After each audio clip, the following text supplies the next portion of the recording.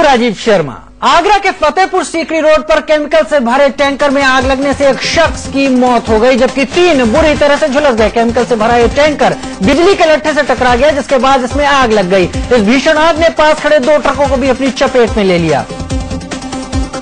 काबू पाया जा सका। आग में झुलसे लोगों को अस्पताल पहुंचाया गया। राजधानी दिल्ली एक बार फिर गोलियों की गूंज से दहल गई। तुर्कमान गेट के पास बदमाशों ने एक शख्स को गोली मार दी। वारदात को अंजाम देने के बाद हमलावर मौके से फरार हो गए। गोली कनपट्टी में मारी गई थी। अस्पताल ले जाने के दौरान शख्स की मौत हो गई। राजधानी में अपराधियों के हौसले बुलंद हैं। उसकी तस्वीर एक सामने आई है, जब फाजिल नाम का शख्स अपने भाई के साथ खड़ा था। अचानक आए हमलावरों ने फाजिल की कनपट्टी पर बंदूक रखी और गोली चला दी। वारदात की खबर मिलने के बाद पुलिस मामले की तफ्तीश में जुट गई है। मिशन 2014 में जुटी बीजेपी की आज दिल्ली में अहम बैठक है। मीडिया पाठशाला के एक दिन बाद आज हो रही बैठक में लोकसभा चुनाव के अलावा 5 राज्यों में होने वाले चुनाव की रणनीति को अंतिम रूप देने पर चर्चा होगी। बैठक में आडवाणी, राजनाथ और मोदी समेत पार्टी के बड़े नेता शामिल होंगे। बिहार प्रदेश बीजेपी कमेटी ने नरेंद्र मोदी को पीएम बनाने का सर्वसम्मति से प्रस्ताव पारित किया है। बोधगया में पार्टी कार्य समिति की बैठक में प्रस्ताव पारित हुआ, जिसे केंद्रीय कमेटी को भेजा जाएगा। बिहार पहला राज्य है जहां से ऐसा प्रस्ताव पारित हुआ है। नरेंद्र मोदी को पीएम बनाने का प्रस्ताव बिहार के पूर्व डिप्टी सीएम सुशील मोदी ने पेश किया, जिसे तालियों की गड़गड़ाहट के साथ पास कर दिया गया।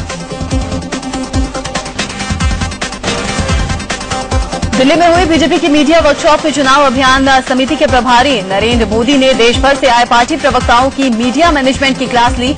मोदी ने 2-2 कहा कि आक्रामक होकर अपनी बात रखना ही मीडिया की जंग जीतने का सबसे बेहतर रास्ता है। मीडिया मैनेजमेंट की बैठक में अध्यक्षीय भाषण देते हुए बीजेपी अध्यक्ष राजनाथ सिंह ने कहा कि मीडिया के सामने जो भी बोले एक सुर में एकजुट होकर बोलें। राजनाथ ने कहा कि आने वाले 5 राज्यों के चुनाव 2014 के लोकसभा चुनाव पर असर डालेंगे, इसलिए पार्टी के नेता कार्यकर्ता इन चुनावों की तैयारियों में जी जान से जुट जाएं। इससे पहले दिल्ली में बीजेपी के मीडिया वर्कशॉप का उद्घाटन सुषमा स्वराज ने किया। सुबह के सत्र में ही सुषमा स्वराज अरुण जेटली का संबोधन भी हुआ। सूत्र बताते हैं कि बीजेपी के मीडिया वर्कशॉप में अरुण जेटली ने इलेक्ट्रॉनिक का काफी जिक्र किया। उन्होंने यहां तक कहा कि इलेक्ट्रॉनिक मीडिया हमारी हार का कारण बन सकता है। उनका संकेत यह था कि टीवी चैनलों से बात करते वक्त प्रवक्ता सावधानी बरतें। सूत्र ये भी बताते हैं कि अरुण जेटली ने कहा कि अगला चुनाव अमेरिकी राष्ट्रपति चुनाव की तर्ज पर होने वाला है। खबर है कि जेटली ने तो यहां तक कह दिया कि हमारा नेतृत्व तय है, लेकिन कांग्रेस अपने पीएम के नाम का ऐलान नहीं कर रही। नरेंद्र मोदी के 15 अगस्त के भाषण का भी जेटली ने बचाव किया। मोदी के बारे में केंद्रीय मंत्री गुलाम नबी आजाद ने राजा भोज और गंगू वाली जो बात कही थी, उसे लेकर अरुण जेटली ने कहा कि आपत्तिजनक है और गुलाम को इसके लिए माफी मांगनी चाहिए। बीजेपी प्रवक्ता शाहनवाज हुसैन ने कहा कि सलमान खुर्शीद ने गंगू वाली बात कहकर मोदी के साथ साथ एक खास समाज का भी अपमान किया है। फिर गुलाम नबी आजाद साहब ने नरेंद्र मोदी जी को गंगू तेली कहकर सिर्फ नरेंद्र मोदी जी का अपमान नहीं किया, बल्कि उस समाज का अपमान किया जिस समाज से नरेंद्र मोदी जी को आने की बात कही है। मीडिया वर्कशॉप में सुषमा स्वराज ने सभी प्रवक्ताओं को एक सुर में बोलने को कहा है। सूत्रों के हवाले से खबर है कि सुषमा ने सभी प्रवक्ताओं को दमखम और शालीनता के साथ अपनी बात रखने को कहा है। सुषमा ने कहा कि इस बात का ध्यान रखें कि बोले गए शब्द वापस नहीं होते। मीडिया वर्कशॉप में सुषमा स्वराज ने कहा कि अगले चुनाव में महंगाई और भ्रष्टाचार अहम मुद्दा होंगे। उन्होंने ये भी कहा कि कांग्रेस सांप्रदायिकता को चुनावी मुद्दा बनाने की फिराक में है, लेकिन महंगाई और भ्रष्टाचार जैसे मुद्दों पर कांग्रेस को घेरना होगा। बीजेपी वर्कशॉप के पास लगाए गए पोस्टर में आडवाणी को किनारे लगा दिया गया है। पहले अटल आडवाणी की तस्वीरें अगल बगल होती थी, लेकिन अब अटल के बगल में मोदी हैं, जबकि दूसरे किनारे पर आडवाणी को जगह मिली है। पोस्टर में आडवाणी को किनारे तो धकेला ही गया, साथ ही उन्हें मीडिया वर्कशॉप का न्योता भी नहीं भेजा गया। बीजेपी नेता इस मुद्दे पर खुलकर कुछ नहीं बोल रहे, सिर्फ इतना कह रहे हैं कि आडवाणी मेंटर है, सो उन्हें बुलाना ठीक नहीं था। बीजेपी नेता सुषमा स्वराज के लोकसभा क्षेत्र विदिशा से लोग उन्हें खोजते हुए दिल्ली आ धमके। बीजेपी की मीडिया वर्कशॉप जहां चल रही थी, उसके बाहर ये लोग सुषमा के खिलाफ नारे लगाने लगे। इनका आरोप है कि सुषमा अपने मतदाताओं पर ध्यान नहीं दे रही हैं। नरेंद्र मोदी को लेकर बीजेपी के भीतर उठने वाले विरोधाभासी बयानों पर संघ ने कड़ा रुख अपनाया है। संघ में बीजेपी के प्रतिनिधि माने जाने वाले सुरेश सोनी ने साफ कह दिया कि मोदी के खिलाफ बोलने वाले नेताओं पर कड़ी कार्रवाई होगी। बीजेपी सांसद अनुराग ठाकुर ने खुलकर कहा है कि नरेंद्र मोदी देश के प्रधानमंत्री होंगे, लेकिन क्या मोदी बीजेपी के पीएम कैंडिडेट होंगे? मीडिया ने जब अनुराग ठाकुर से सवाल पूछा तो चुप्पी साध गए। उन्होंने कहा कि इसका फैसला हाईकमान करेगा। देश की आजादी के लिए फांसी पर चढ़ने वाले भगत सिंह को सरकारी दस्तावेजों में शहीद का दर्जा प्राप्त नहीं है। ये चौंकाने वाला खुलासा एक आरटीआई में हुआ है। आरटीआई के जवाब में गृह मंत्रालय ने कहा कि उसके पास ऐसा कोई रिकॉर्ड नहीं है जिससे ये साबित हो कि भगत सिंह को शहीद घोषित किया गया है। भगत सिंह का पूरा परिवार इस बात से काफी नाराज है। उनका परिवार अब शहीद भगत सिंह को शहीद का दर्जा दिलाने के लिए अभियान शुरू करेगा। इसके अलावा उनके परिवार ने कहा कि वो इस मुद्दे पर राष्ट्रपति से भी मुलाकात करेंगे। चर्चित कोयला ब्लॉक आवंटन से जुड़ी कई फाइलों के गायब होने का मामला सामने आया है। बताया जा रहा है कि 45 कोल ब्लॉक आवंटन के रिकॉर्ड की फाइल गुम हो गई है। इनमें 157 निजी कंपनियों को दिए गए कोल आवंटन की फाइलें भी शामिल हैं। पीएमओ को कांग्रेस सांसद विजय दर्डा ने बांदेर कोल आवंटन की जो सिफारिश की थी उसकी भी फाइल गुम हो गई है। कोल ब्लॉक आवंटन से जुड़ी फाइलों के गायब होने का यह कोई पहला मामला नहीं है। इससे पहले भी 5 फाइलें गायब हुई थी। कोयला घोटाला मामले में संबंधित कुछ महत्वपूर्ण दस्तावेज गायब होने की बात केंद्रीय कोयला मंत्री श्री प्रकाश जायसवाल ने भी मानी है। उनकी तलाश और मामले की जांच के लिए कोयला विभाग के अतिरिक्त सचिव की अध्यक्षता में एक कमेटी गठित की गई है। कोल ब्लॉक आवंटन से जुड़ी फाइलों के गुम होने के लिए बीजेपी ने सरकार को जिम्मेदार ठहराया। बीजेपी प्रवक्ता कैप्टन अभिमन्यु ने कहा कि सरकार घोटाले पर लीपापोती कर रही है। नेपाल सीमा से आतंकी अब्दुल करीम टुंडा को गिरफ्तार किया गया है। दिल्ली पुलिस की स्पेशल सेल ने इस मोस्ट वांटेड आतंकी को धर दबोचा। टुंडा पर 40 से ज्यादा बम धमाकों में शामिल होने का आरोप है। आतंकी अब्दुल करीम टुंडा को पुलिस ने कोर्ट में पेश किया, जहां से उसे 3 दिन की पुलिस कस्टडी में भेज दिया गया।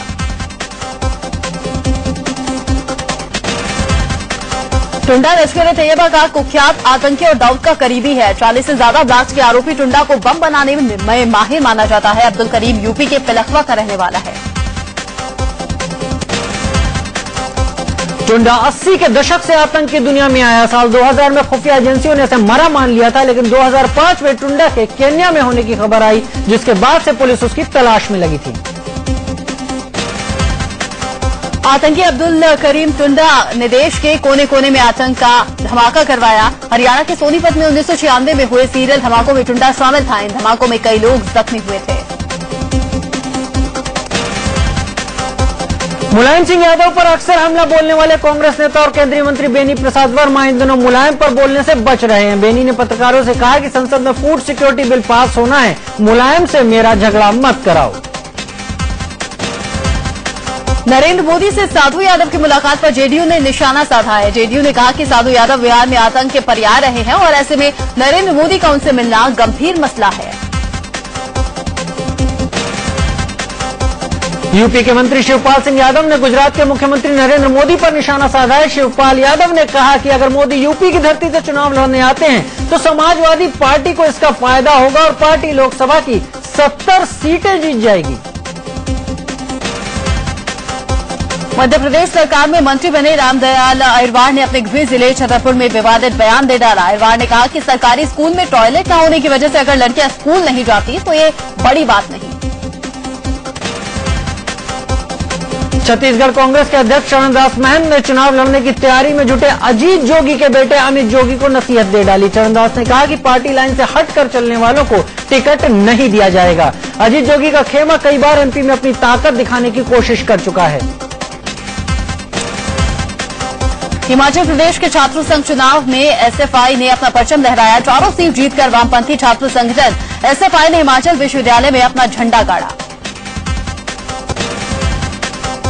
बिहार के वैशाली में मिड डे मील खाने से 40 बच्चों के बीमार हो जाने पर सीएम नीतीश कुमार ने अपनी चुप्पी तोड़ी है। सीएम नीतीश कुमार ने कहा कि चिंता की कोई बात नहीं है, बच्चों का इलाज चल रहा है। नरेंद्र मोदी ने गांधीनगर में पंचायती राज और ग्रामीण विकास पर आयोजित राष्ट्रीय सम्मेलन का उद्घाटन किया। इस मौके पर उन्होंने अपनी सरकार के कामकाज की खूब तारीफ की। भ्रष्टाचार के आरोपों से घिरे गुजरात की मोदी सरकार के मंत्री बाबूभाई बुखेरिया को जामनगर में विरोध का सामना करना पड़ा। युवक कांग्रेस के कार्यकर्ताओं ने पंचायत भवन में मीटिंग के लिए पहुंचे बुखेरिया के खिलाफ जोरदार प्रदर्शन किया। यूथ कांग्रेस के कार्यकर्ताओं ने बाबूभाई बुखेरिया की लाल बत्ती लगी गाड़ी पर काला कपड़ा बांध दिया। कांग्रेस कार्यकर्ता बाबूभाई बुखेरिया के इस्तीफे की मांग कर रहे थे। बुखेरिया पर भ्रष्टाचार के गंभीर आरोप है। मध्य प्रदेश के शाजापुर में बीजेपी और कांग्रेसी कार्यकर्ता आपस में भिड़ गए। आपसी झड़प में 12 कार्यकर्ता जख्मी हो गए। दरअसल बीजेपी के कार्यक्रम में सीएम के आने में देरी हो गई, जिस पर कुछ कांग्रेसी कमेंट करने लगे। यहीं से दोनों के बीच विवाद शुरू हो गया। कांग्रेस महासचिव दिग्विजय सिंह ने मध्य प्रदेश के सीएम शिवराज सिंह चौहान पर निशाना साधा। उन्होंने कहा कि डंपर घोटाले को लेकर सीएम ने ना तो इस्तीफा दिया और न ही भ्रष्टाचार के आरोप में घिरे अपने मंत्रियों से इस्तीफा मांगा। कांग्रेस महासचिव दिग्विजय सिंह ने छत्तीसगढ़ सरकार पर नक्सलियों से सांठगांठ का आरोप लगाया है। लखनऊ में बीएचपी अध्यक्ष अशोक सिंघल ने कई महात्माओं के साथ मुख्यमंत्री अखिलेश यादव से मुलाकात की। यूपी के कई जिलों से निकलने वाली बीएचपी की 84 कोसी परिक्रमा में सरकार से मदद को लेकर ये मुलाकात हुई।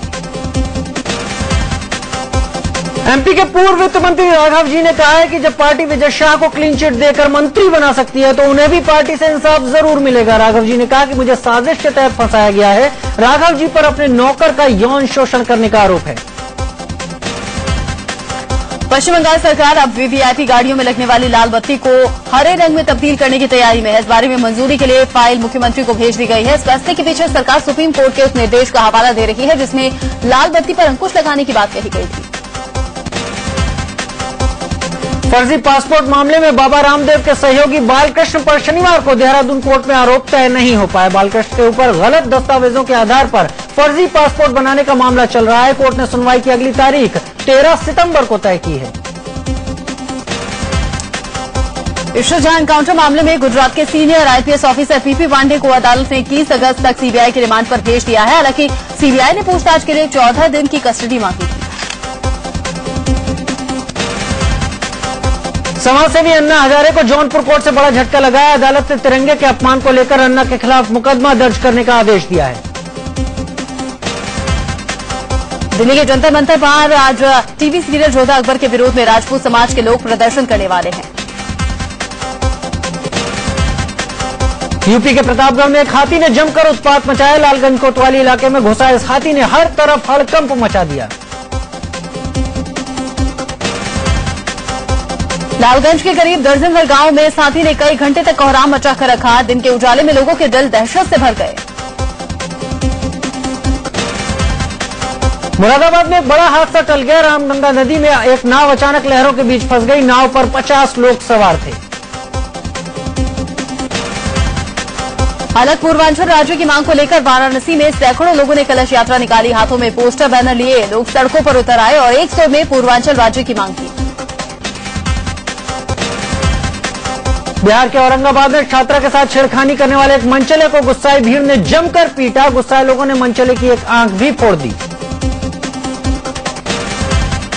कोलकाता में marine engineering and research institute के 2 छात्रों ने रैगिंग से परेशान होकर अपना एडमिशन वापस ले लिया। पीड़ित छात्रों ने संस्थान के निदेशक पर सीनियर्स का साथ देने का आरोप लगाया है। मुंबई से सटे मीरा रोड के नया नगर इलाके में शातिर चोरों ने एक ज्वेलर्स की दुकान से 2 किलो सोने के गहनों पर हाथ साफ कर दिया। इन गहनों की कीमत लगभग 60 लाख रुपए बताई जा रही है।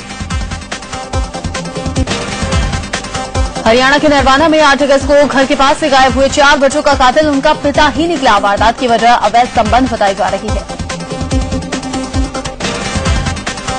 हिमाचल प्रदेश के ऊना में श्रद्धालुओं से भरा एक ट्रक 50 फीट गहरी खाई में गिर गया। हादसे में 4 लोगों की मौत हो गई और 13 लोग गंभीर रूप से घायल हो गए। मध्य प्रदेश के मंदसौर जिले में तेज रफ्तार से आ रही गाड़ी ने एक स्कूल बस को जोरदार टक्कर मार दी। टक्कर से स्कूल बस बेकाबू होकर खाई में गिर गई। हादसे में 16 बच्चे जख्मी हुए हैं। 7 बच्चों को गंभीर चोटें आई हैं।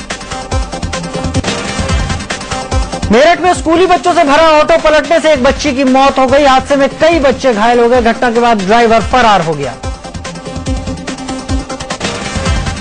तीर्थ नगरी ऋषिकेश में एक नाबालिग लड़की को बेचने का सनसनीखेज मामला सामने आया। इस बच्चे के पड़ोसी ने ही उसे बहला फुसलाकर 40,000 रुपए में बेच दिया था। खरीदने वाले ने उसे फिर 1.5 लाख में बेच दिया। किस्मत से लड़की के परिजनों ने उसे खोज निकाला। पुलिस मामले की जांच कर रही है। गुड़गांव पुलिस को एक बड़ी कामयाबी हाथ लगी है। पुलिस ने एक बड़े लुटेरे गिरोह का पर्दाफाश करते हुए 8 लुटेरों को गिरफ्तार किया है। राजस्थान के 12 में स्वतंत्रता दिवस पर आयोजित एक कार्यक्रम में एक पुलिस इंस्पेक्टर ने देशभक्ति के जज्बे में भावुक होकर मंच पर डांस किया। इतना ही नहीं, इस दौरान उन्होंने अपनी सर्विस रिवॉल्वर भी हवा में लहराई। दिल्ली के हर्षविहार इलाके में 11वीं के छात्र राजन की उसके पड़ोस में रहने वाले लड़कों ने पीट कर हत्या कर दी। 15 अगस्त को राजन की पतंग उड़ाने को लेकर आरोपियों से लड़ाई हुई थी। शनिवार की रात घर से बुलाकर उन आरोपियों ने राजन की ईंट से पिटाई कर डाली।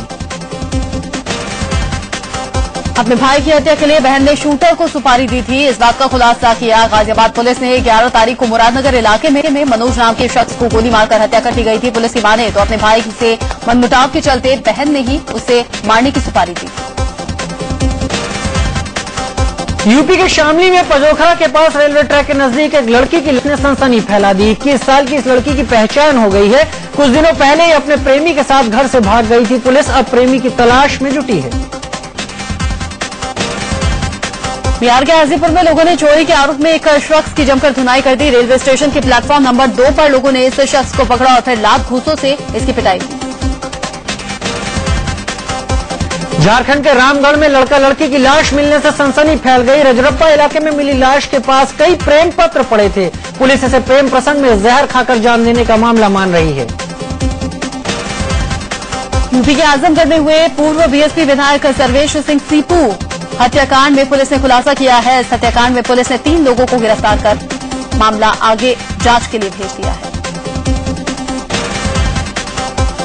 मध्य प्रदेश के बैतूल में एक पति ने अपनी पत्नी पर खौलता हुआ पानी डालकर उसे जला दिया और फरार हो गया। आरोपी ने ससुराल पहुंचकर वारदात को अंजाम दिया। पीड़ित महिला को अस्पताल में भर्ती करवाया गया है। गाजियाबाद के लोनी इलाके में एक मंदिर के महंत की गोली मारकर हत्या कर दी गई। शनिवार देर शाम को लड़के प्राचीन मंदिर ट्रस्ट के अंदर घुसे और महंत चेतन दास को गोली मार दी। सहारनपुर के नंदपुर गांव में 2 महीने पहले थाने के अंदर हुई एक शख्स की मौत को लेकर बीएसपी ने मोर्चा खोल दिया है। इस मामले में 4 पुलिस वालों को आरोपी बनाया गया था, लेकिन अब तक कोई कार्रवाई नहीं हुई है।